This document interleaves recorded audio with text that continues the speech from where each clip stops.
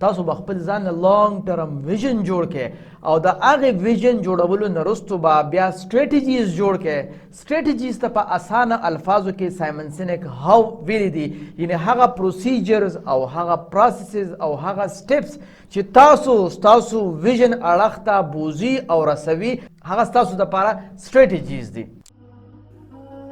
د خدای دپاره پښتنو سانونه وپېژنئ، ستاسو دپاره خو به ځان له پیغمبر نه راځي. السلام علیکم. سر ویژن څه ته وایي؟ زما خوږ بچې د مستقبل هغه واضحه تصویر چې تاسو لیدل غواړئ هغه ستاسو ویژن دی. د مثال په توګه باندې زما دا ویژن دی چې زه د خلکو پیشن معلوم کم او دغه پیشن د هغوی مقصد سره الاین کم، یعنی یو شانته کم، او بیا هغوی هغه پروفیشن اختیار کی کم سره چې د هغوی مینه او محبت وي او دغه شانتي په پوره معاشره کې پیشنیټ او با مقصده ژوند تیرونکي خلک پیدا شي. نو تاسو په اسانو الفاظو کې داسې ویلی شئ چې په مستقبل کې د پیشنیټ او د با مقصده ژوند تیرولو والا معاشرې واضحه تصویر دا زما ویژن دی. سر موږ څنګه خپل پیشن پروفیشن جوړولی شو؟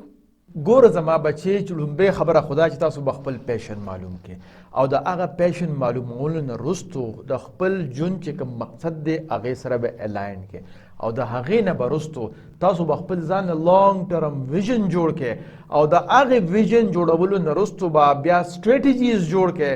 سټریټجیز ته په اسانه الفاظو کې سایمن سینک هاو ویلی دي، یعنی هغه پروسیجرز او هغه پروسیسز او هغه سټیپس چې ستاسو ویژن اړخ ته بوزي او رسوي، هغه ستاسو دپاره سټریټجیز دي.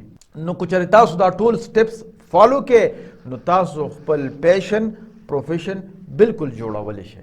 نو سر د دې لپاره خو پیسې پکار دي، نو موږ سره خو پیسې نشته. شاباس بچې شاباس، ډېر زبردست سوال دی وکړه. بچې لومبۍ به داسې کار وکړئ چې د خپل رب نه به غواړئ، او دویمه خبر دا چې تاسو به تقوا اختیار کړئ. الله رب العزت فرمایي په قرآن مجید کې ومن یتق الله یجعل له مخرجا ويرزقه من حيث لا يحتسب ومن يتوكل على الله فهو حسبه. او چا چې تقوا اختیار کړه نو الله رب العزت به هغه ته ضرور نه ضرور لاره راوکاږي. تاسو هم خدای پاک ضرور لاره راوکاږي. نو دا پیسې او دا وسایل دا ټول په رزق کې راځي، نو الله رب العزت به تاسو لم د هغه ځای نه د پیسو بندوبست وکړي چې ستاسو په وهم و ګمان کې به هم نه. سر دا تقوا څه ته وایي؟ بچې تقوا په اسانو ټکو کې دا ده چې هغه کارونه کول چې په کم کارونه باندې زموږ رب زموږ نه خوشحالیږي او هغه کارونه نه کول په کم باندې چې زموږ رب زموږ نه خفه کیږي. سر توکل څه ته وایي؟ توکل بچې دې ته وایي چې تاسو د خپل ویژن حاصلولو دپاره چې کوم سټریټجیز دي کوم منصوبه بندۍ دي هغه په احسن او په ایکسلنټ طریقې سره وکړئ او خپل مهنت کوئ او نتیجه په الله پاک باندې پرېږدئ. نو دغه ستاسو دپاره توکل شو. اوس د دې منصوبه بندۍ تاسو دپاره دوه طریقې دي. یو طریقه خو دا شوه چې خپل پیشن تاسو معلوم کو او پرپز سره الاین کو او چې څونه سټیپس ما اوس خبره وکړه هغه هم فالو کړو، نو پس د هغې نه به د خپل ویژن د خلکو سره شریکول شروع کړئ. لکه په سوشل میډیا به شریک کړئ، رونو خویندو سره به شریک کړئ، رشته دارو سره به شریک کړئ، دوستانو سره به شریک کړئ وغیره وغیره. نو ضرور په معاشره کې به داسې خلک وي چې ستاسو غوندې ویژن او مقصد لري، نو هغوی سره به پیسه هم وي، کیدای شي هغوی ته د دې سټریټجیز دونه پته نه وي خو ویژن به ستاسو په شانتې وي او پیسه به هم ورسره وي. نو هغوی به بیا راشي او تاسو سره به ملګرتیا وکړي چې راځه په شریکه باندې هم دا ستاسو ویژن حاصلو، تاسو به ملګري شئ او خپل ویژن به حاصل کړئ. د مثال په توګه باندې په کراچۍ کې د ډاکټر عبدالباري خان صاحب د هغوی دا ویژن چې زه ټولو خلکو ته فری علاج ورکم، د دې دپاره هغوی یو هسپتال جوړو، انډس هسپتال. د هغې دپاره خو پیسې پکار وي، پیسې خو هغې سره وي نه، نو ویژن ورسره و، نو هغه خپل ویژن یې شیر کول شروع کړل. نو ډېر داسې سرمایهدار خلک وو چې هغوی راغلل او هغوی له پیسه ورکړه او هغوی سره په هغه فاونډیشن کې شامل شو، انډس هسپتال یې جوړ کړ. دغه شانته ډېر ایکسپرټ ډاکټرانو چې د هغوی هم دا ویژن و چې موږ هم فری سرویسز خلکو ته ورکو د ټریټمنټ او د علاج په باره کې، نو هغوی هم راغلل او انډس هاسپټل یې جوین کړ. او تاسو نن وګورئ په کراچۍ کې انډس هاسپټل، په پنجاب کې هم انډس هاسپټل برانچ شته دی، او اورېدلي مې دي چې په پېښور کې ورته هم ځمکه میلاو شوې ده. نو دا ګوره د یو کس ویژن و، پیسې ورسره نه وې، سرمایهدار خلک هم راغلل او ایکسپرټ ډاکټران هم راغلل، او د هغه ویژن تاسو وګورئ په پاکستان کې خورېږي لګیا دی. دویم مثال جنید جمشید رحمت الله علیه پیژنې؟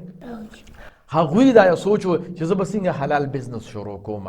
نو هغې دغه خپل ویژن خلکو سره شریک کړ، نو بزنسمین راغلل، د هغوی خپله پیسه ولګوله، او جنید جمشید رحمت الله علیه چونکې ویژن و دواړه یو ځای شو او جے جے هاوس برانډ یې ته جوړ کړ. تاسو نن سبا وګورئ په هر ځای کې جے جے هاوس شته دی او هغوی خپل برانډ چلی او بزنس کوي. دریم مثال مولانا طارق جمیل صاحب دا ویژن و چې دا مدارس د خیر خیرات او د زکات نه په ځای د بزنس نه چې کومه پیسه راځي چې په دې باندې چلیږي، هغه ویژن سرمایدار خلک را یو ځای شو او هغوی ام ټي جے برانډ جوړ کړ. او تاسو وګورئ ام ټي جے برانډ چلیږي او د هغې ښه ټیک ټاک بزنس کیږي. او که ستاسو صحیح پیشن وي او مقصد وي او هغې لپاره لانګ ټرم ویژن وي او هغه بیا په صحیح طریقې سره خلکو سره شریک کړي، نو ضرور به سرمایهدار خلک او ایکسپرټ خلک راځي او ستاسو ویژن به جاین کوي او ستاسو ویژن به انشاءالله العظیم ضرور حاصلیږي. تاسو چې کوم مثالونه ورکړل دا غټ خلک دي، ما هم څوک پیژنې هم نه. ماشاءالله ډېر زبردست سوال دی که بچې ستاسو عمر څومره دی؟ سر زما 12 کاله عمر دی. او تاسو چې کله د شپږو میاشتو وې نو تاسو منډه وهلې شوه؟ نه جی. او چې د شپږو میاشتو وې نو ګرځېدې شوې؟ نه جی. نو ګوره زما بچې چې کله تاسو د منډې وهلو جوګه شوې نو دې کې کم از کم 3-4 کاله ولګېدل، نو همدقه شانتې چې تاسو خپل ویژن دپاره پیسې پیدا کوئ نو دې کې به هم 3-4 کاله لګي. او بچې دا یو فطري عمل دی، د شپې ګورې ترقیانې نه کېږي، د یو ترقی او د کمال حاصلولو دپاره ډېره زیاته موده پکار وي. تاسو وګورئ کنه بچې مونږ چې د ام زړې وکړو نو 3-4 کاله هغه ته مونږ اوبه اچوو، ګوډ ورته کوو او د هغې سپری کوو وغیره، هغې نه پس څو کاله وروستو هغه میوه ونیسي او هغه هم شنه وي، بیا ورو ورو هغه پخه شي او مونږ یې خورو. نو دقه شانتې ستاسو چې کوم ویژن دی نو د هغې به هم خصمانه کول پکار وي، څنګه چې بوټي ته مونږ اوبه اچو داسې د هغې ته به هم د هغې خوراک د هغې خصمانه به وي او د هغې نه پس به څو کاله لګي او ستاسو ویژن به انشاءالله حاصلیږي. دویم مثال بچې ګوره، کله چې یو ماشوم وي او هغه راوغورځېږي او د پاسېدو کوشش کوي نو د خلکو په ډېر زیات زړه خوږېږي، که نه چې پوخ سړی وي او راوغورځېږي او په خپله پاسېدی شي په هغه د خلکو ډېر زړه خوږېږي. په ماشوم ډېر زړه خوږېږي. نو ګوره بچې په دې ماشوم د خلکو زړه ولې خوږېږي؟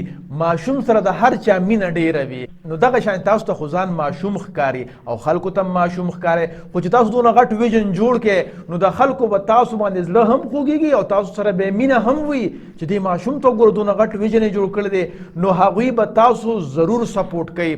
سرمایهدار خلک به دې هم سپورټ کوي او ایکسپرټ خلک به دې هم سپورټ کوي او د دغې د برکته به انشاءالله العظیم ستاسو ویژن خامخا الله رب العزت برابري او تاسو به د خپل معاشره او د ملک و قوم ضرور په ښه طریقې سره خدمت وکړئ شئ.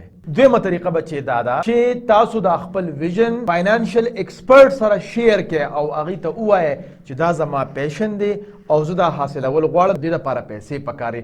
نو هغې به تاسو له فاینانشل ډیولپمنټ پلان جوړ کړي او چې تاسو په هغې باندې چلیږئ نو تاسو به پیسې ګټئ او خپل ویژن کې به استعمالوئ، پیسې به ګټئ او په خپل ویژن کې به استعمالوئ. نو څو کاله وروسته به تاسو انشاءالله د دې جوګه شئ چې خپل پیشن به بطور پروفیشن اختیار کړی شئ او لایف به پیشنیټ او با مقصده تیروئ. تاسو ته زه یو مثال در کومه، تاسو چې وړوکي وې تاسو ته به اختر کې پیسې میلاو شوې نو په هغې به د څیزونه اخیستل که نه؟ او جی.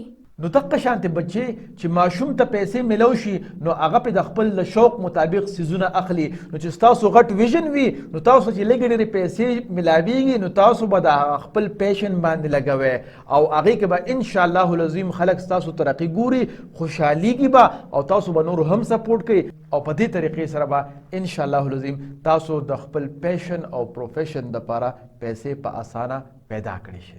یو جهان مننه. لوی ستړی شي بچې. د خدای دپاره پښتنو سانونه او پیژنئ، ستاسو دپاره خو به ځان له پیغمبر نه راځي.